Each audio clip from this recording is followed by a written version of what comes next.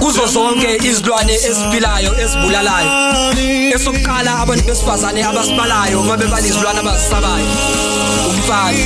Kodwa thina esikhundleni zokuxhumana sicasha ngesithupha sithi not all men must pick ukufana. Sithi akusithina sonke sengathi kwamukelekile makuseyingcosana. Sithi kasinaqala thina ngoba kasenzanga lutho, kanti kuyicala nokungenzi lutho kukhona benzutho phela kumzimba besifazane nezingane. Madoda masibizwa ngezilwane asosabela ngoba besifazane basisaba bonke basisabela lobubi esibenza kubona ngoba thina umdali wasabela kade sawasebenzisa kubona lamandla okubavikela. Madoda siyizo lezi zilwane abasibiza ngazo.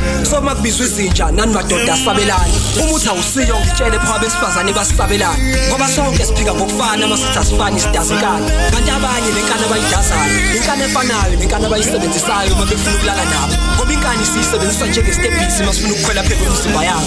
Madoda siyizo lezinja abasibiza ngazo. Madoda khuzani nathi ingozi ekhanda lowesifazane ibekwe owesilisa emva kokuthi enqaba ukuthi alale naye. Madoda qandani nathi igazi lezingane ezichithwa amadoda emva kokuchitha isizungu phela umzimba yabo. Madoda khuzani kanti kwenzakalani nayiphendula ngenzondo incwadi yothando naqeda izimpilo zabantu ekumele niqale izimpilo nabo nabalungisela ngokufa abantu abaniphilelana ngembombo yokukhomba abanizondayo nina naphenduka nakhomba abanithandayo. Mina bengazi amadoda anakela amakhosikazi nezingane ngempela siphendukeni ngezi zilwane esesichitha isizungu ukuchitha igazi labantu besifazane saphenduka kwayikama sithathele emzimbeni yamantombazane sabona izindawo zokulala nasemzimbeni yezingane. Madoda siyizo lezi zinja abasibiza ngazo ngoba namhlanje ngisho ungayimvu kodwa uyinja emehlweni yowesifazane ngenxa yezenzo zabanye ngoba zifa ngamvuni. Uma singakushintsha ukwenza kwethu siyohlala siyizinja ngenxa yezenzo zabanye bethu bafethu. Ake sibe othisha ezimpilweni zethu sisifundise ukuthi akuthina abanikazi bemizimba yabo kodwa yibo negama elithi cha alichazi ukuthi yebo.